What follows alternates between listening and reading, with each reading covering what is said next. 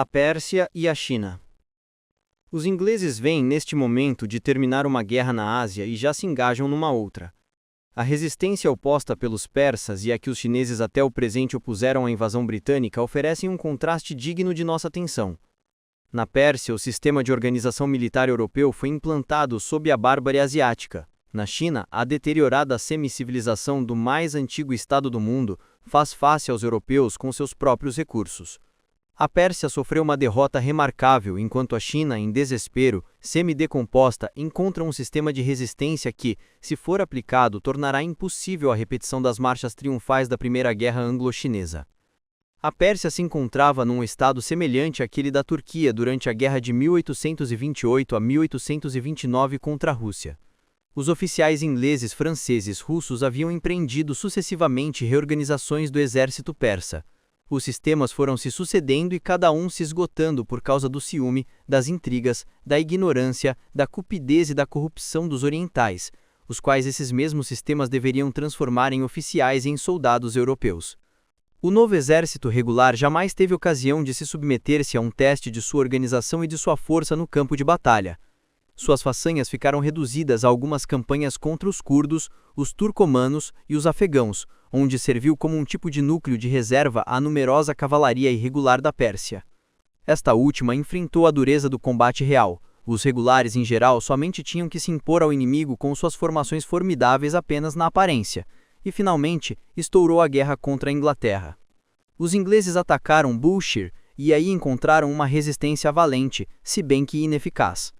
Mas os homens que combateram em Bushire não eram os regulares, eram aquelas levas irregulares de habitantes persas e árabes da costa. Os regulares estavam em vias de se concentrar a quase 60 milhas de lá, nas colinas. Eles avançaram enfim.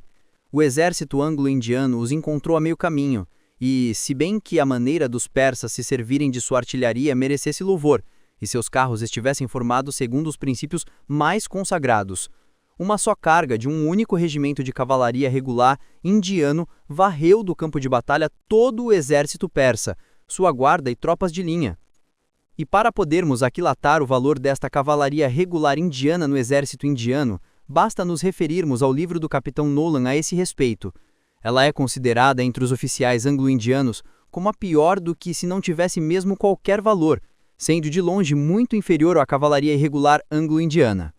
O capitão Nolan não pôde citar em seu crédito uma só ação em que ela tivesse se engajado, e, entanto, 600 homens desta cavalaria perseguiram 10.000 persas.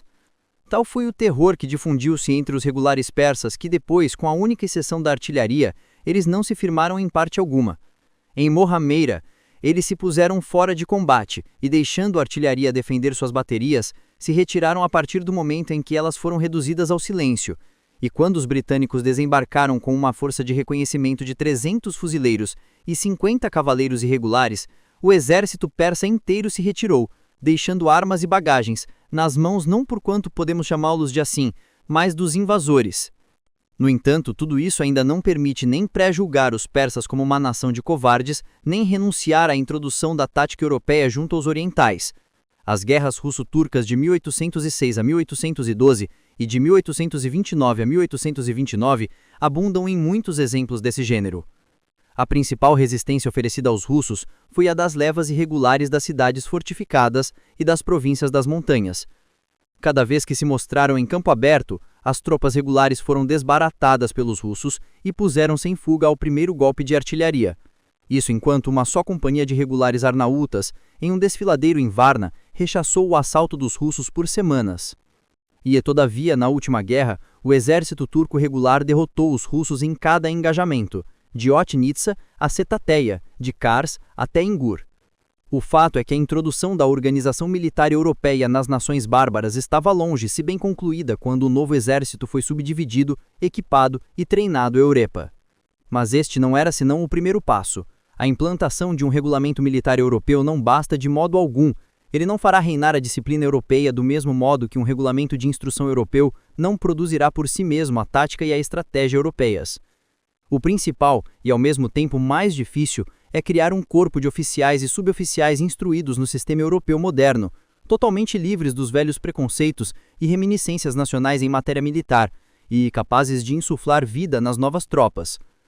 Isso demanda muito tempo e deve certamente se deter diante da mais obstinada oposição por parte da ignorância, da impaciência, dos preconceitos orientais e das vicissitudes e de fortuna inerentes às cortes orientais. Um sultão ou um chá só estarão muito inclinados a considerar seu exército à altura de não importa qual tarefa, desde que os homens saibam desfilar em parada, fazer conversão, se deslocar e postar em coluna sem se colocar em desordem irreparável. Quanto às escolas militares, seus frutos são tão lentos para amadurecer que, com a instabilidade dos governos orientais, não se pode nem mesmo esperar que elas produzam algum. Mesmo na Turquia, as disponibilidades de oficiais instruídos são tão reduzidas que o exército turco não pôde funcionar durante a última guerra sem um grande número de renegados e oficiais europeus servindo em suas fileiras. A única arma que em todo lugar foi exceção foi a artilharia. Nesse ponto, os orientais são tão deficientes e tão incapazes que foram obrigados a deixar todo o manejo aos seus instrutores europeus. A consequência é que na Turquia, como na Pérsia, a artilharia se colocou de longe muito mais adiante da infantaria e da cavalaria. Que nessas condições o exército anglo-indiano pudesse dispersar facilmente os regulares persas seja coisa que decorre de si só, na medida em que é o mais antigo dos exércitos orientais organizado segundo o sistema europeu. O único que não está submetido a um governo oriental, mas a uma administração exclusivamente europeia e comandado quase inteiramente por oficiais europeus, sendo um exército sustentado por uma forte reserva de tropas britânicas e por uma marinha poderosa. Este revés fará muito bem aos persas na medida em que foro fosse mais patente. Eles verão daravente, como os turcos já o fizeram, que o uniforme europeu e o adestramento para a parada não são um talismã em si mesmos, e pode ser que em 20 anos os persas se mostrem tão temíveis quanto os turcos em suas recentes vitórias. As tropas que conquistaram Bushir e Mohammed serão, a partir do que se depreende, enviadas imediatamente à China. Lá encontrarão um inimigo totalmente diferente. Nenhuma tentativa de manobras europeias será oposta a eles, mas sim o ordenamento irregular das massas asiáticas. Não há dúvida de que atingirão seu objetivo sem dificuldades. Mas o que acontecerá se os chineses engajarem contra eles uma guerra nacional e se a barbárie levar à falta de escrúpulos ao ponto de fazerem uso das únicas armas que sabem usar? Os chineses do presente estão evidentemente animados de um espírito diferente daquele que mostraram na guerra de 1840 a 1842. Daquela feita, o povo era calmo. Ele deixava os soldados do imperador combaterem os invasores e, após uma derrota, se submetiam ao inimigo com o fatalismo oriental. Mas no presente, ao menos nas províncias meridionais onde o conflito até o presente está circunscrito, a massa do povo toma uma parte ativa, fanática mesmo, na luta contra os estrangeiros. Os chineses envenenam o pão da colônia europeia em Hong Kong no atacado e com a mais fria premeditação. Alguns pães foram enviados a Lübeck para exame. Encontraram vestígios de arsênico, o que mostra que já havia sido incorporado à massa. A dose era, no entanto, forte o suficiente para agir como um emético e assim neutralizar os efeitos do veneno. Eles embarcam com armas escondidas a bordo dos vapores de comércio e, no meio da rota, massacram a tripulação e os passageiros europeus e se assenhoram do navio. Eles sequestram e matam todo estrangeiro ao alcance da mão.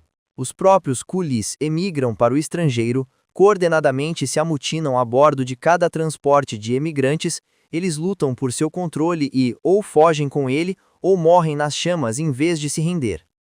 Mesmo fora da China, os colonos chineses, até aqui os mais submissos e mais doces sujeitos, conspiram e se sublevam subitamente em insurreição noturna, como foi o caso de Sarawak ou em Singapura. Eles não são contidos senão pela força e vigilância. A política de pirataria do governo britânico provocou esta explosão universal de todos os chineses contra todos os estrangeiros e lhe deu o caráter de uma guerra de extermínio. O que pode um exército contra um povo que recorre a tais meios de guerra? Até onde ou até que ponto pode ele penetrar em um país inimigo e como aí se manter? Os mercadores civilizados que atiram bombas incendiárias sobre uma cidade sem defesa e somam violação ao assassinato podem qualificar esses métodos de covardes, de bárbaros, de atrozes. Mas que importa aos chineses com quanto que vençam? Na medida em que os britânicos lhes tratam como bárbaros, eles não podem lhes negar o pleno benefício de sua barbárie. Se seus sequestros, seus ataques de surpresa, seus massacres noturnos são o que nós chamamos de covardes, Os mercadores civilizados não deveriam duvidar que os chineses pudessem resistir aos meios de destruição europeus, fazendo uso dos seus meios de guerra ordinários. Em suma, em lugar de moralizar sobre as horríveis atrocidades dos chineses, como faz a cavalheiresca imprensa inglesa, faríamos melhor em reconhecer que trata-se de uma guerra pro arius et fossis, uma guerra nacional pela manutenção da nacionalidade chinesa e, de qualquer modo, uma guerra do povo, malgrado seus todo-poderosos preconceitos, sua douta ignorância e sua pedante barbárie, como queiram. Em uma guerra popular, os meios empregados pela nação insurgente não podem ser medidos segundo as regras reconhecidas de conduta de uma guerra regular, nem segundo qualquer padrão abstrato, mas segundo o grau de civilização da nação insurgente. Os ingleses estão colocados desta vez numa posição difícil. Até o presente, o fanatismo nacional chinês parecia não se estender para além destas províncias do sul, que não haviam aderido à grande rebelião. A guerra permaneceria confinada ali? Nesse caso, ela não poderia chegar a qualquer resultado e nenhum ponto vital do império estaria ameaçado. Ao mesmo tempo, esta poderia se tornar uma guerra muito perigosa para os ingleses se esse fanatismo ganhasse as populações do interior. Cantão pode ser totalmente destruída, e as costas ocupadas em todos os pontos possíveis, mas todas as forças que os ingleses poderiam reunir não bastariam para conquistar e manter as duas províncias de Guangdong e Guangxi. O que tão poderiam fazer a mais? O país, ao norte de Cantão até Xangai e Nanquim, está nas mãos dos insurgentes chineses, aos quais seria má política ofender. E, ao norte de Nanquim, o único ponto em que um ataque poderia conduzir a um resultado decisivo seria Pequim. Mas onde está o exército para formar uma base de operações fortificada e guarnecida de tropas na costa para superar todo o obstáculo no caminho, para deixar destacamentos encarregados de assegurar as comunicações com a costa e surgir com uma força de aparência tal que não seja vista como pouco considerável diante das defesas de uma cidade do tamanho de Londres e situada a centenas de milhas do ponto de desembarque desse exército? De outra parte, uma demonstração coroada com sucesso contra a capital abalaria o Império Chinês até os seus fundamentos, aceleraria a queda da dinastia Qing e aplanaria a via para os progressos, não dos ingleses, mas dos russos. A nova guerra anglo-chinesa apresenta tantas complicações que é absolutamente impossível adivinhar a direção que ela pode tomar. Por alguns meses, a falta de tropas e, por mais tempo ainda, a falta de decisão manterão os ingleses totalmente inativos, salvo possivelmente em alguns pontos sem importância, dos quais, nas circunstâncias presentes, também Cantão faz parte. Uma coisa é certa, a última hora da velha China se aproxima rapidamente. A guerra civil já separou o sul do norte do império, e o rei rebelde em Nanquim parece tão seguro em relação às tropas imperiais, a não se afaste às intrigas de seus correligionários, quanto o imperador celeste o está para os rebeldados em Pequim. Cantão sustentam até o presente um tipo de guerra independente contra os ingleses e todos os estrangeiros em geral. E enquanto as frotas e tropas britânicas e francesas afluem a Hong Kong, os cossacos da fronteira da Sibéria avançam lentamente e de modo seguro seus stânissas dos montes da Ours até os rios do Amor. E a infantaria da marinha russa cerca com fortificações os esplêndidos portos da Manchúria. O próprio fanatismo dos chineses do sul em sua luta contra os estrangeiros parece marcar a consciência do perigo supremo que ameaça a velha China. Em poucos anos, nós seremos testemunhas da agonia do mais antigo império do mundo e do dia em que uma nova era se abrirá para toda a Ásia.